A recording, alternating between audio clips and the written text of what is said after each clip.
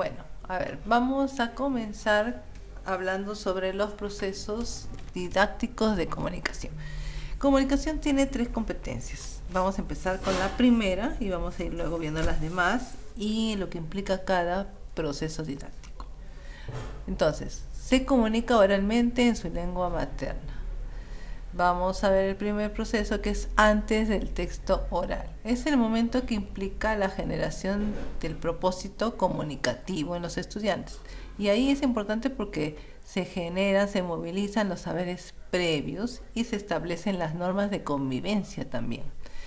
Bueno, las normas de convivencia para poder participar como oyentes y hablantes. Pero ¿qué hace el profesor y qué hace el estudiante en este proceso antes del texto oral? Bueno, el profesor realiza preguntas para generar o para obtener los saberes previos. Por ejemplo, si la actividad a realizar es un programa radial, la pregunta podrá ser: ¿saben para qué sirven estos programas? ¿Cómo se preparan estos programas? ¿Cómo debemos hablar? ¿Cuánto tiempo debemos hablar? Porque sabemos que tanto en la televisión como en la radio el tiempo es limitado, entonces por eso es importante también definirlo. Y mientras tanto el estudiante va a ir interactuando con el profesor, con los compañeros, para ir registrando también el vocabulario adecuado para la actividad, el tipo de texto para la actividad y los recursos también. Va a elaborar la planificación de su texto oral, ¿no? Es una situación formal.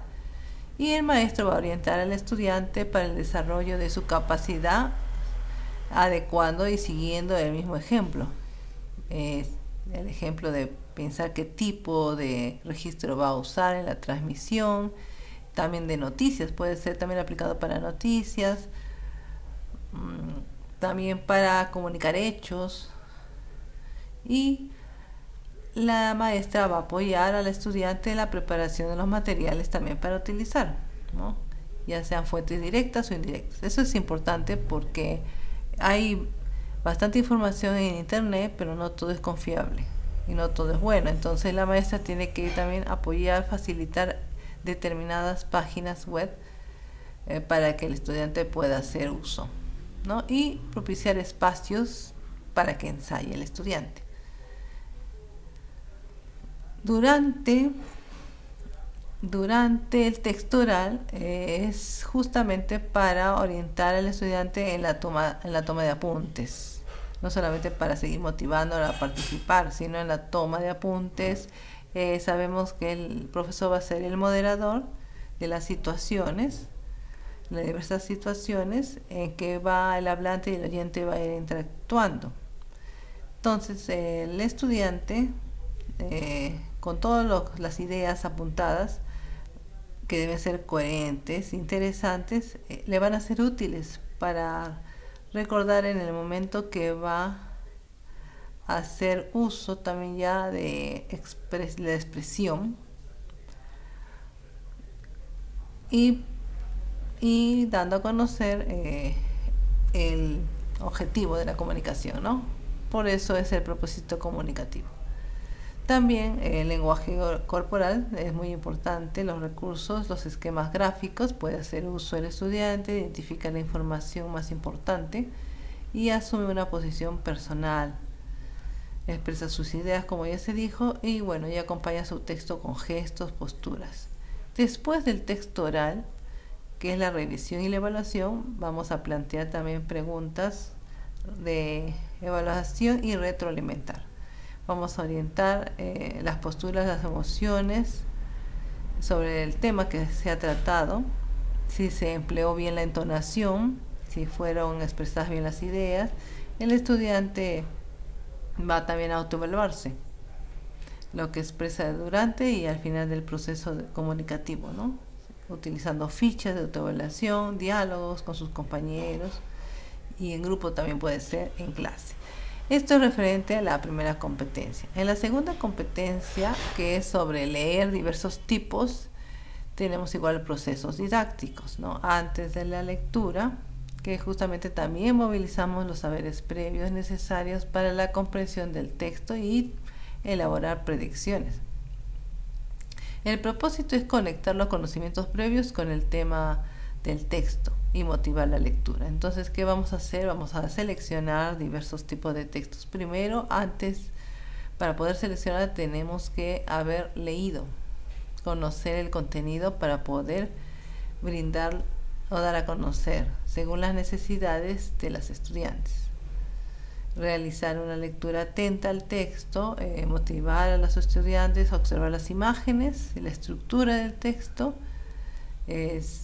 Para los grados menores sabemos que los textos vienen con más ilustraciones, por ejemplo, ¿no? Si es sobre los chanchitos, sobre los cerditos, podríamos decir, ¿no? La ilustración, en la imagen, ¿por qué estará cada cerdito construyendo su casa? Propiciar interacciones, realizando preguntas. Siempre las preguntas van a ayudar mucho, no solamente para que los estudiantes se expresen, sino para que haya ese razonamiento crítico, creativo, que siempre se va a necesitar por parte de los estudiantes para que construyan sus aprendizajes. Entonces, ¿de qué tratará el texto? Puede ser tu idea, puede ser muy buena, pero ¿por qué crees esto? ¿No? ¿Qué piensan las demás compañeras? Contrastar ideas, escribir en la pizarra las predicciones, porque las niñas van elaborando sus hipótesis sobre el contenido del texto.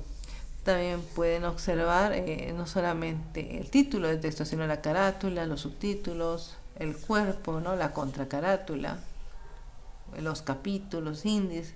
Podemos ir también escribiendo sumillados, subraya lo que considera importante. Y durante la lectura también tenemos que formular preguntas, pero utilizamos organizadores gráficos, que en el siguiente momento o proceso vamos a continuar, porque el propósito de este es establecer inferencias de distinto tipo. Vamos a revisar y comprobar la propia comprensión mientras se lee, y vamos a ir aprendiendo a tomar decisiones adecuadas frente a errores o fallas de comprensión. Es importante este proceso durante la lectura. El estudiante va a leer atento por sí mismo, pero va a comenzar a deducir. Para eso hay que emplear palabras, preguntas, no literales, sino inferenciales. Tenemos que planificar muy bien cuáles van a ser para formularlas y a la vez orientar a estudiantes, ¿no? para que puedan aprender a formular también ellos sus propios interrogantes. ¿Cómo sabemos que está comprendiendo lo que lee? Cuando ellos llegan a elaborar sus propias preguntas. ¿Dónde ocurre esta historia? ¿En qué época tiene lugar esta historia, por ejemplo, ¿no? Entonces ellos también pueden darse el caso muchas veces, y ese es su razonamiento ya creativo, que en su mente crean imágenes para visualizar lo que el texto le está presentando. Identifican información y para eso van a distinguir la parte más importante que el resto. Después de la lectura es justamente el recapitular el contenido, resumirlo y también extender el conocimiento. Elaborar organizadores gráficos también durante la lectura y después de la lectura, resúmenes. Planteamos otro tipo de preguntas sobre el contenido, la forma del texto, para estimular a los estudiantes que expresen con sus propias palabras lo que entendieron del texto. Ellos preguntan también sus dudas, responden, comparten lo que han comprendido del texto y hacen resúmenes. Esto es justamente lo que se quiere lograr, que ellos puedan resumir un texto, parafrasear con sus propias palabras, ¿no es cierto? Elaborar organizadores y siempre distinguiendo de los temas de los subtemas. Y así podemos emplear también técnicas de subrayado, de anotaciones en las partes laterales del texto, elaborando gráficos. Entonces ellos analizan y resumen. Solamente la persona que puede llegar a hacer un resumen es la persona que ha logrado sintetizar. Entonces eso es lo que se quiere lograr cuando alguien lee y puede llegar a comprender bien. En la tercera competencia es escribir, es ya la producción, que tiene subprocesos a la vez, porque vamos a establecer metas, objetivos. Vamos a generar ideas de contenido y vamos a organizar lo escrito. Ahora, ¿cómo? Siempre acompañando permanentemente al estudiante, apoyando en su escritura, en su propósito y a reflexionar el sentido de su escritura. ¿Para qué voy a escribir? ¿Para quiénes? ¿Qué va a decir? ¿Qué es lo que quiero yo transmitir? Orientar esto para que ellos puedan utilizar bien. Y ellos van a determinar también su propósito, van a seleccionar el registro formal o informal que emplearán al escribir, elaborarán su plan de escritura, ¿no? ¿Para qué voy a escribir? ¿Para quién? ¿Qué voy a decir? También puede elaborar un esquema. Y pasamos a la textualización, que es la producción en sí. Dar espacios, el maestro tiene que dar espacios para que los estudiantes hagan sus borradores. Y mientras que van haciendo sus borradores, van escribiendo también ideas con conectores y referentes. No olvidar que deben utilizar recursos ortográficos, puntuación, acentuación, seleccionar el registro formal o informal que utilizarán durante el texto, leer y releer lo que van escribiendo para que vayan desde ese momento también evaluando.